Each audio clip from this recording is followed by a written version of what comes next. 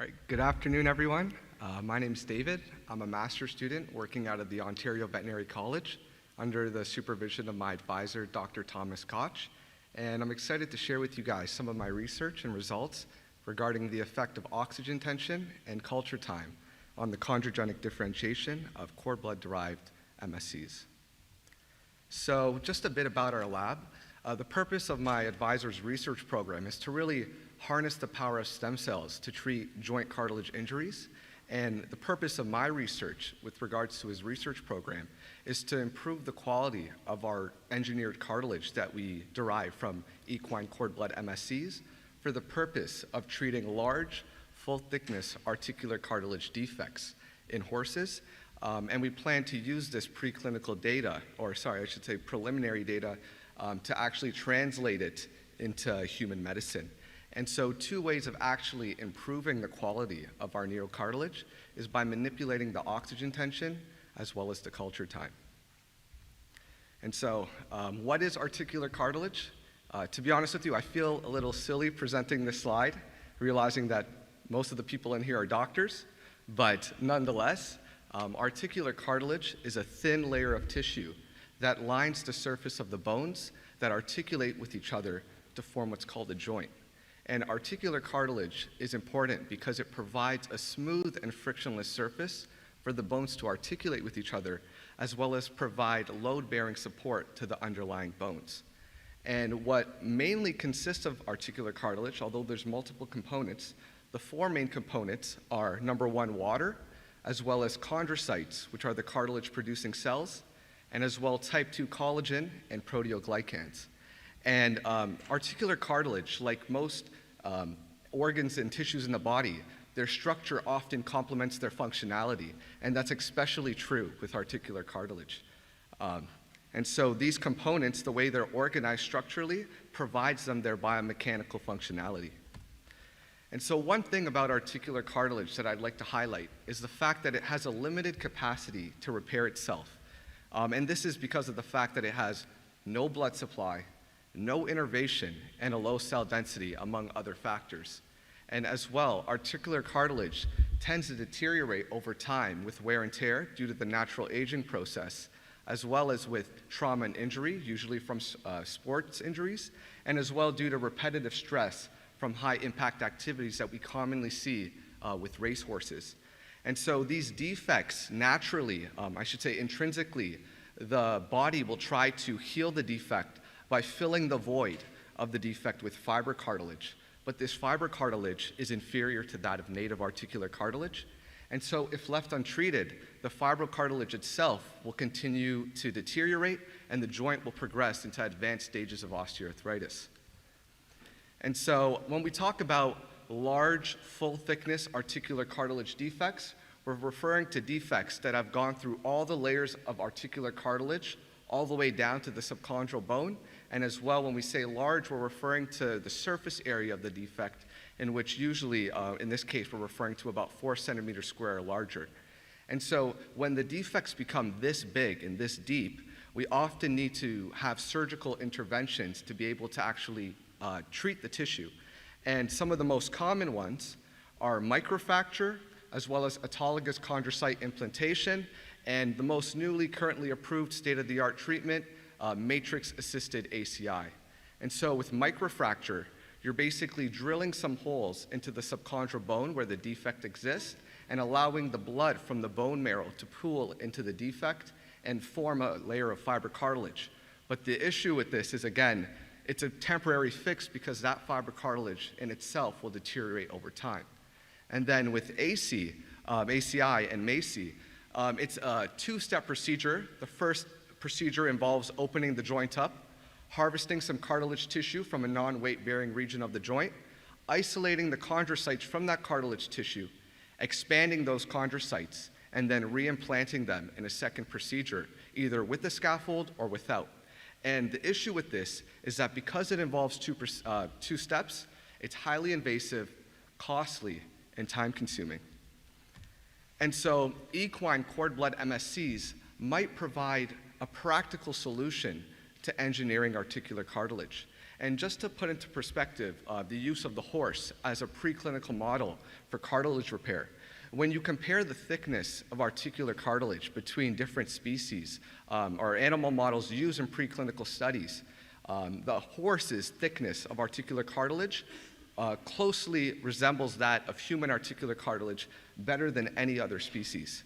And as well, when we're talking about large articular cartilage defects, we need a joint that's large enough to be able to create such a defect to actually investigate these surgical procedures. And so the sheer size of the stifle joint of the horse allows us to actually investigate such therapies. And the use of equine cord blood MSCs are a good cell source for cartilage tissue engineering because studies have shown that their proliferative capacity as well as their chondrogenic potential is superior to that of bone marrow MSCs.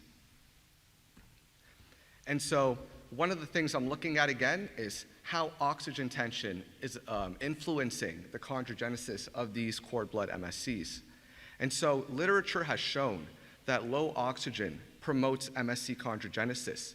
And what we do know is that when it's exposed to low oxygen, there's an upregulation of hypoxia-inducible factors. And these hypoxia-inducible factors are increasing the expression of genes that are important for creating articular cartilage, and specifically type 2 collagen and aggrecan, which is the main kind of proteoglycan that you find in articular cartilage. And as well, they've shown that there's an increase in the MSC viability during this differentiation process. And the second thing is that low oxygen reduces chondrocyte hypertrophy. And this is an issue because usually when chondrocytes reach hypertrophy, they tend to lead to bone formation, and this is something that we're trying to avoid. And previous papers in our lab and papers around the world, I've seen when you grow them in low oxygen, it reduces the expression of these hypertrophic markers, specifically RUNX2, type 10 collagen, and MMP13, amongst other MMP proteins. So another thing to consider when you're making cartilage tissue is you need to make mature cartilage, and you need to take into consideration the culture time required to actually do that. And so it's suggested that culture time influences the maturity of engineered articular cartilage, and that leads to a difference in the repairability of the defect with the tissue. And there was one study that compared 4-week neocartilage to that of 2-week neocartilage. And as you can see, there is a greater thickness in the articular cartilage and in its ability to fill the void of the defect. So my objectives are to compare different oxygen tensions and culture times on the chondrogenesis of equine cord blood MSCs. And my hypotheses are that by decreasing oxygen time and increasing culture time, we can improve the quality of the neocartilage. Specifically, we believe that growing it in 5% oxygen for 4 weeks will produce the most optimal neocartilage, while growing it in 21% for 2 weeks will produce the least optimal neocartilage. And so my study design involves taking 5 individual donors, expanding them until passage 3. At passage 3, we pool the individual donors, and then we continue to passage or expand these pooled MSCs until passage 6. And at passage 6, we seed about 2 million pooled MSCs into our cell culture inserts, which are made up of a PTFE membrane. It's a polytetrafluoroethylene membrane. It's a hydrophilic membrane that's just a monolayer for us to seed the cells on and create a layer of cartilage tissue on top of the membrane. And then we would induce chondrogenesis at 5, 10, and 21% oxygen for 2, 3, and 4 weeks, and then analyze the cartilage for its weight, thickness, and then histologically for its distribution and expression of proteoglycans, as well as immunofluorescence for type 1 and 2 collagen, and then some biochemical assays to quantify the amount of glycosaminoglycans, which is the main subunit in the proteoglycan, as well as the total collagen, and then doing ELISAs to look specifically at type 1 and 2 collagen expression. And then lastly, gene expression analysis to look via our RT-qPCR to look at chondrogenic, hypertrophic, and hypoxic markers. And I don't have all of the markers listed, I just put a couple. So today I wanted to share with you guys the results I do have. which is the wet weight results, as well as all the histological results, and as well the glycosaminoglycan content of this neocartilage that we are generating. So for the wet weight results, I just want to let you guys know, clarify that these two graphs have the same data on them. The only difference is I organized it differently to visualize what I'm trying to explain. So if you look at the graph on the left, regardless of the oxygen tension that the cells are exposed to, you can see that with increasing the culture time, there's a significant increase in the weight of the cartilage. And then on the graph on the right, we can see that there's a significant difference in the wet weight of the cartilage at the 5 and 10% time points when grown for 2 and 4 weeks, but not at 3 weeks. And I think an explanation might be that we might have to just run more replicates to see if potentially we get a significant difference at the 3-week time point. So looking at the histology, I want to be transparent that these vertical streaks that you see in the tissue, this is an issue with the processing for histology. It's the cartilage tissue folding on itself. And I think the problem was I left the membrane attached to the cartilage so that I could know the orientation of which side was exposed to the external environment. But in doing that, it causes folding. So please blame me, don't blame the cartilage. As you can see with the histological, the H&E staining, you can see that going from 2, 3 to 4 weeks, qualitatively, because I don't have the cartilage thickness results with me, but qualitatively, you can see there's an increase in the thickness of the tissue. As well, you can also see that at the top of all of these groups, there's this acellular layer. And so it's basically letting us know that the cell population is not necessarily entirely homogeneous.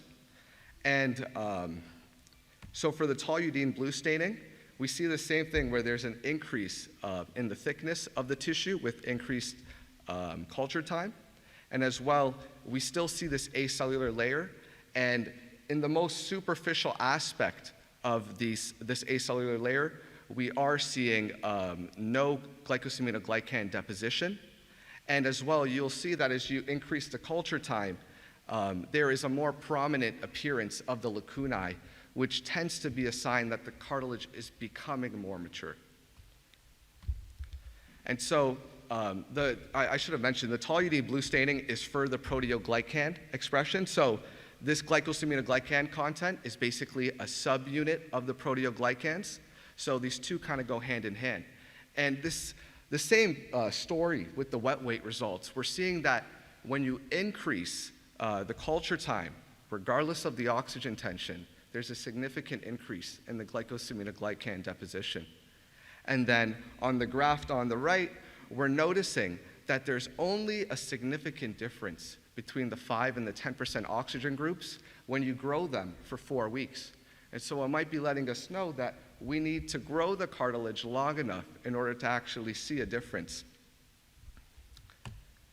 And so I know there's a lot of pictures, there's a lot of things going on in this slide. I don't even have the DAPI images attached because of how many images I have. But what you can see is that there is a lot of type 2 collagen being expressed, not as much type 1 collagen. But one thing I would like to highlight about all of these groups is that in this acellular layer, we were trying to figure out what is exactly being expressed. And what we noticed was that type 2 collagen is being expressed in this acellular layer, but type 1 collagen is not as much as I could say. And this acellular layer is something that we're also noticing that other research groups are experiencing. So in summary, we found that growing or differentiating the cord blood MSCs at 5% oxygen for 4 weeks led to the greatest increase in wet weight as well as GAG content, and that the tissue thickness qualitatively increases with culture time, and as well this superficial acellular layer contains type 2 collagen as well as an uneven amount of GAG content. And it's still further to be done, but I still need to quantify the thickness of the tissue, the total collagen, as well as the type 1 and 2 collagen, and the mRNA expression. And so I'm not going to lie, I didn't enjoy making this slide, but it's important to be transparent whenever you do a study. So I guess the biggest limitation with this study is that all of the cartilage that was generated in the study came from one pooled cell population. So technically, we only have one biological replicate, which is, in other terms, a low statistical power. So the solution to this, and what we actually plan to do, is use several pooled cord blood MSC populations, or at the very least, take the individual donors from this experiment and replicate the experiment.